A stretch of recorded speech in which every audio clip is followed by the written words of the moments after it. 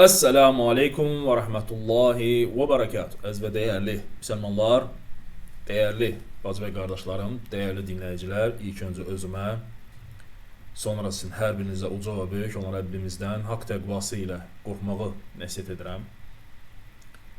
Həqiqətən də uca və böyük olan Rəbbimiz mübarək kitabında buyurur ki, sizin ən hörmətliniz Allahın dərgahında Allahda ən çox qorxanınızdır.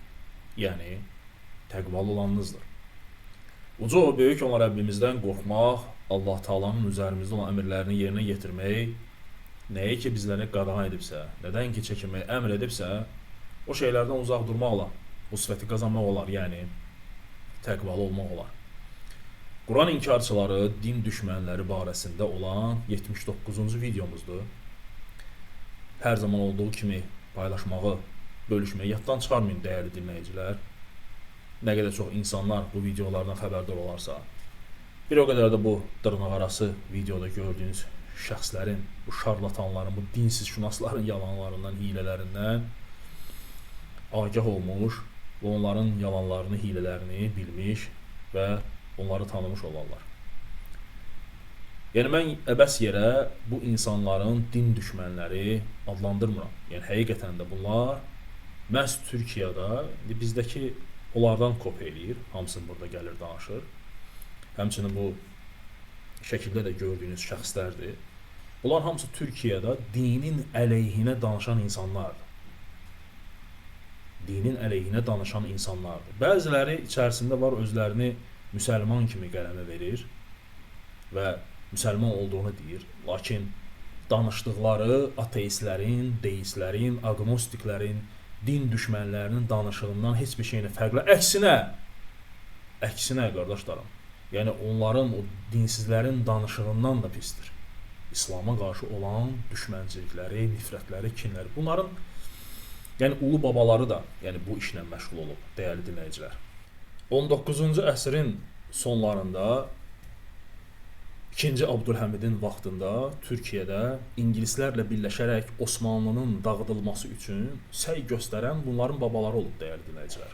Cəmaləddin Əfqani kimi, Muhammed Əbduh kimi, Rəşid Rıza kimi bu cürünə ingilislərin hazırladıqları masonlar olub ki, hansı ki onlar Osmanlının dağıdılması, İslamın çökməsi üçün hər cürə yola əl atıblar. Düzdür, Allah həmd olsun ki, Abdülhəmid Muhammed Əbduh olsun və yox digərlərini həbs elətdirir və hətta onun bir təfsiri də var. Bu günləri Türkiyədə o təfsir yayılır.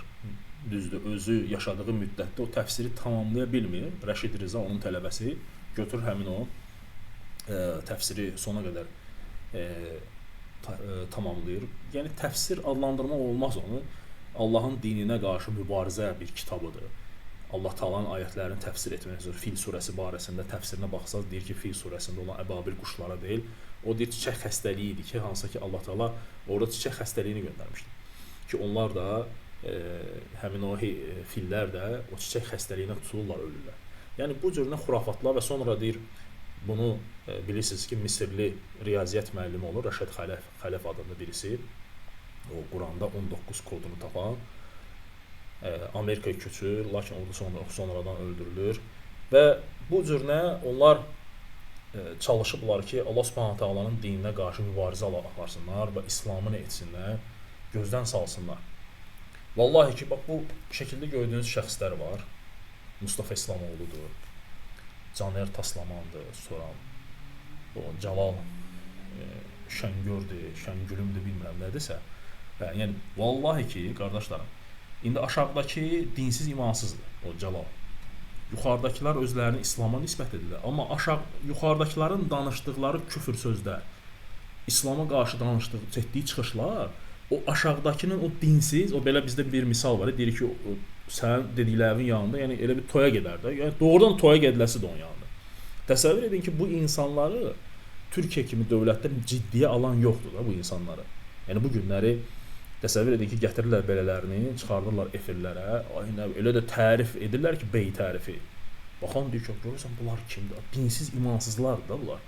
Bunların nəyini gətirib, çıxardıb, elə tərif edirsiniz, insanlara elə şəkildə sırıyırsınız ki, sanki böyük bir adam gəlir. Bunları heç birini Türkiyədə ciddiyə alan yoxdur bu insanları.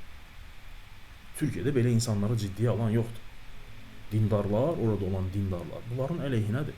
Allah həmd olsun. Sadəcə bu günləri, yəni bizdə olan bu dinsizşünas və bunun timsalında olanlar gətirirlər belələrini bizim məmləkətə və çalışırlar ki, etsinlər müsəlmanların ürəklərini belə şeylərlə dolansın. Amma məqsəd eynidir. Necə ki 19-cu əsrin sonlarında bunların babaları o Muhammed Abduh olsun, Camaləddin Əfqani kimi və s. kimi zındıqlar, masonlar olsun.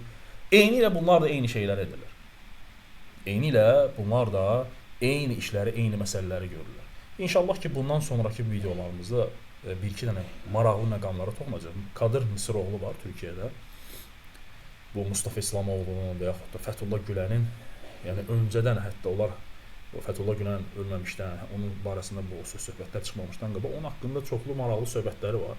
İnşallah o videoları qoyacağam. Diqqətlə dinləyirsiniz. Sanki onlar barəsində danışdıqca mən elə düşünürdüm ki, elə bax bunun barəsində danışır. Bu bizdəki bu dinsizşünas barəsində danışır. Çünki dedikləri kəlmələr, etdikləri əməllər, sözlər hamısı eynidir. Eyni məqsəd güdür. Allah Subhanahu taalaya dua edirəm ki, Allah dövlətimizi, məmləkətimizi belələrin şərrindən qorusun. Vallahi ki. Bu videomuzda isə qardaşlarım Adəmin deməli yaradılışı bilirsiniz ki, hər bir müsəlman bilir ki, Allah Subhanahu taala Quran-ı Kərimdə Adəmi torpaqdan xəlq edib və bu, yəni hətta kiçik belə uşaqdan soruşsun belə, o da deyəcək ki, bəli, Adəm torpaqdan yaradılıb. Ondan sonra gələn nəsil isə, yəni biz bildiyimiz bir şeydən, yəni qadın və kişinin bir yerdə olmasından və s. əmələ gəlir insan. Amma Adəm ilk insan, hansı ki Allah Subhanahu taala onu torpaqdan yaradıb. Lakin bunlar iddia edirlər ki, Adəm yəni ilk insan deyil. Adəm torpaqdan yaradılmayıb və həmçində Adəmin də babası var. Yəni atası var, belə deyək. Dinləyin dəyərli dinləyicilər. Sonra da mənə deyirlər ki, Kamal, yəni bunlara din düşməni niyə deyirsən? Yəni din düşmənindən o tərəfə bir söz olsaydı ben onu istifadə edərdim, sadəcə yoxdur. Adem'in babası kimdi diye soruyorum ara sıra ya. Adem'in babası da mı var diyorlar. Var ya, Kur'an söylüyor. Yalancıya bak, bir Kur'an söylüyor. Allahu Ekber.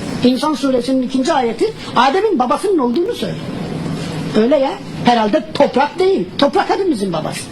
Bakınız, topraktan büyüyoruz. 3 kilo doğuyoruz, 70 kilo oluyoruz. Gerisi topraktan. Ama Adem'in babası var. Eşitdiniz dəyərli dinləyicilər. Deyir ki, Adəmin, yəni babası var. İndi dinləyin bizdəkinin sözlərini. Diqqətlə dinləyin dəyərli dinləyicilər. Bu günlərim qadın kişisiz uşaq dünyaya gətirə bildiyi halda kişi özü uşaq dünyaya gətirə bilirmi? Bir misal. Məsələn, bu günlərin Məryəm misalı var. Bu günlərin eyni zamanda Adəm misalı var. Adəmi bir dünyaya gətirən olub. Eşitdiniz də dəyərli dinləyicilər. Adəmi dünyaya gətirən olub.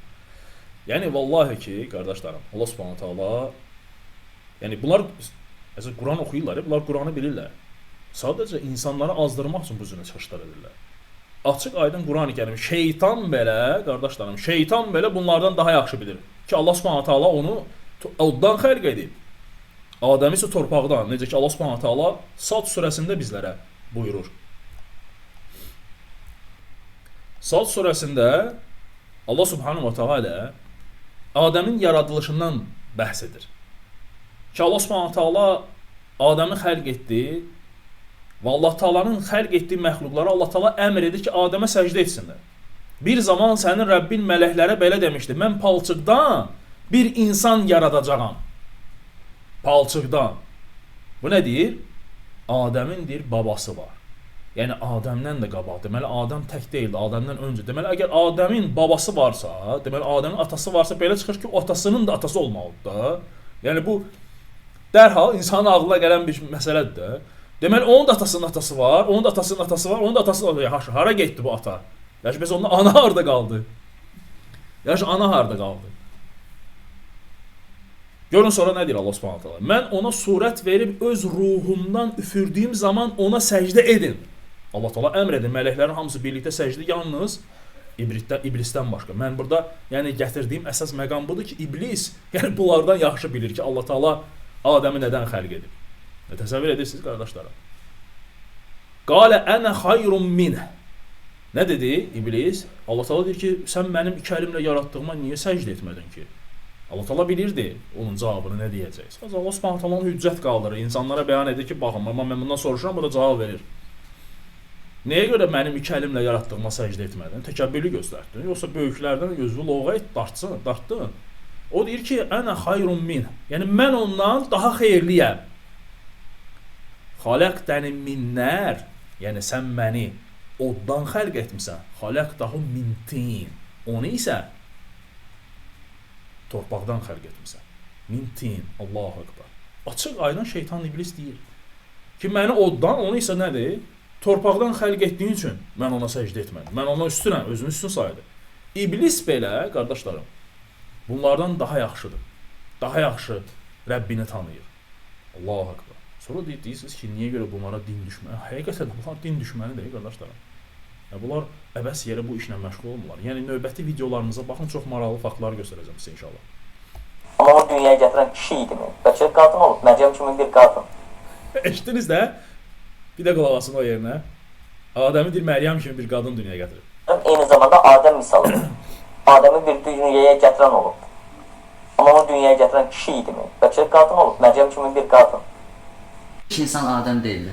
Quran-ı Kərimin heç bir ayəsində ilk insanın Adəm olduğuna dair bircə dənə cümlə tapa bilmərsiniz. Eşidirsin də? Məsələn, Quran-ı Kərimdə Nisa surəsi var. Nisa surəsinin 4-cü ayəsi. Orada deyilir ki, ya eyyuhellezine amenu iman gətirin. Yox, ya eyyuhannas, ey insanlar, mən sizi nəfs-i vahidə, bir nəfsdən yaratdım.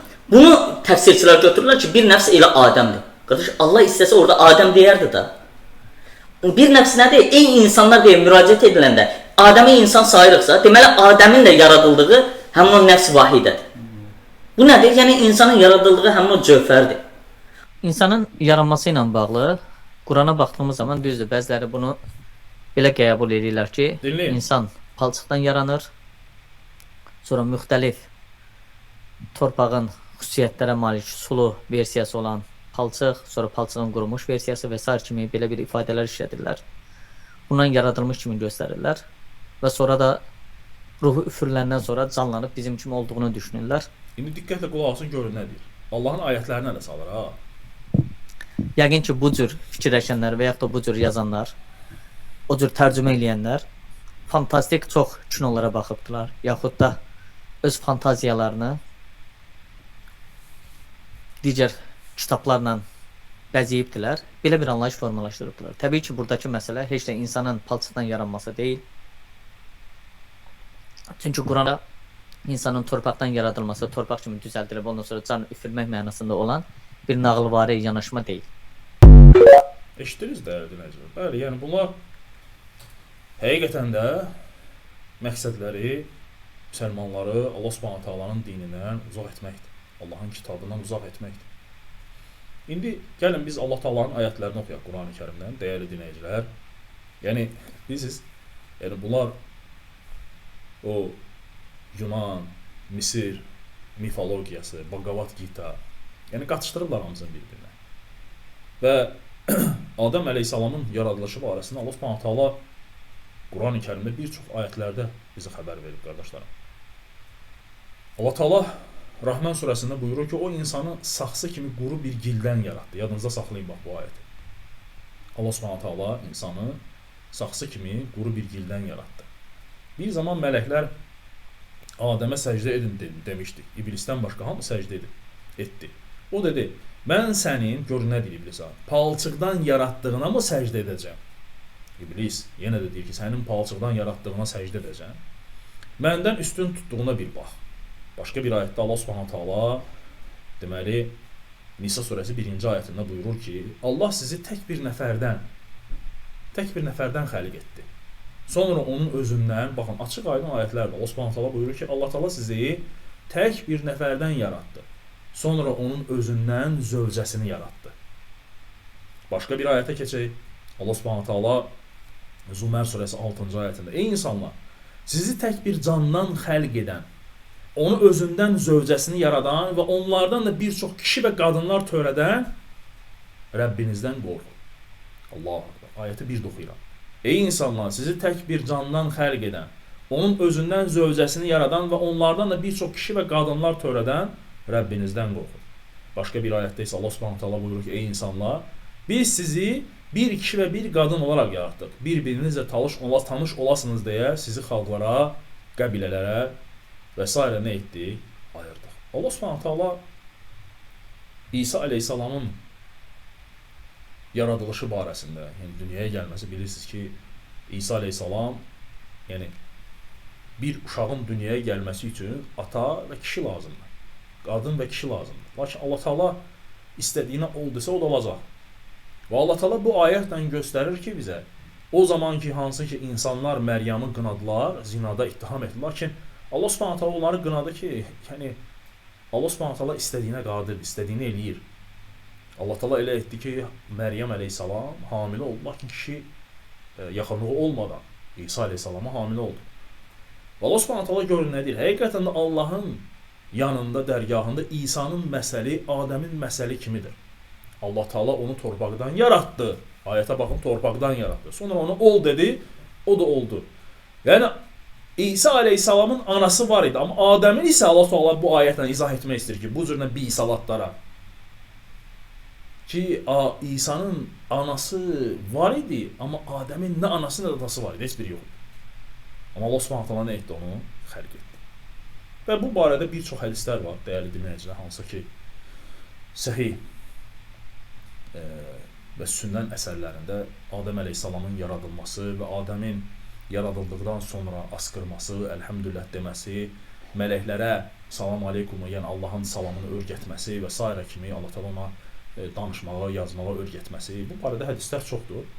Əbu Musa Əl-Əşaridən gələn hədisdə Peyğəmbər sallallahu əleyhi və səlləm buyurur ki, Allah Adəmi yer üzünün hər yerindən götürdüyü torpaqlardan yaratdı. Adəm övladları bu torpaqların rənginə görə törədilər, fərqləndilər. Bəziləri ağ, qırmızı, qara və s. rənglərə bulaşdılar. Bəziləri isə pis, sevincə, kədərli, yaxud orta olan xasiyyətləri nə etdilər? Həmin o torpaqlara uyğun olaraq, o bölgələrə uyğun olaraq o insanlar nə etdilər? Xasiyyət götürdülər. Sonda mən burada Mustafa İslamoğlu'nun atası barəsində bir videonu qoyacağam. Diqqətlə dinləyin, qardaşlarım. Görün, atası Mustafa İslamoğlu haqqında nələr deyir, nələr danışır. Misalı var. Adəmi bir dünyaya gətirən Birkaç gün evveldi, akşam namazı yakın. Nur gibi de bir adam. Hayrola bu saatte seni getiren.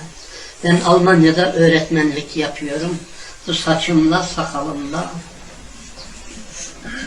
Oğlum Mustafa'nın da arkadaşım. Bak, Mustafa'yı şeytanın kadar sevmiyorum. Mustafa'nı bir şeytanın qədər sevmiyorum diyor.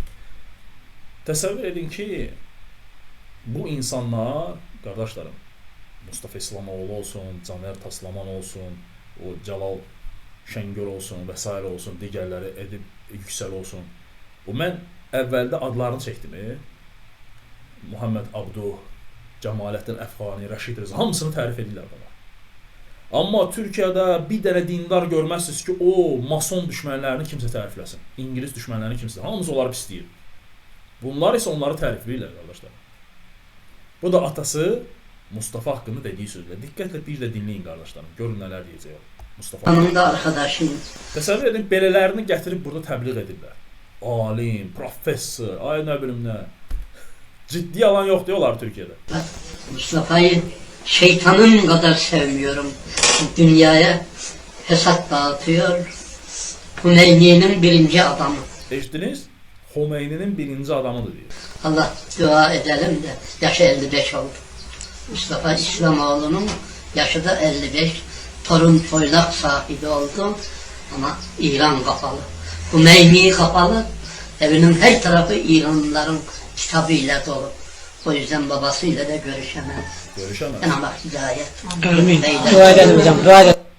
Eşitdiniz dəyərli dinləyicilər. Allah Subhanahu taala dua edirəm ki, Allah Taala dövlətimizi, məmləkətimizi, müsəlmanları belələrinin şərrindən qulaq asıb qorusun. Paylaşmağa, bölüşməyə yaddan çıxarmayın.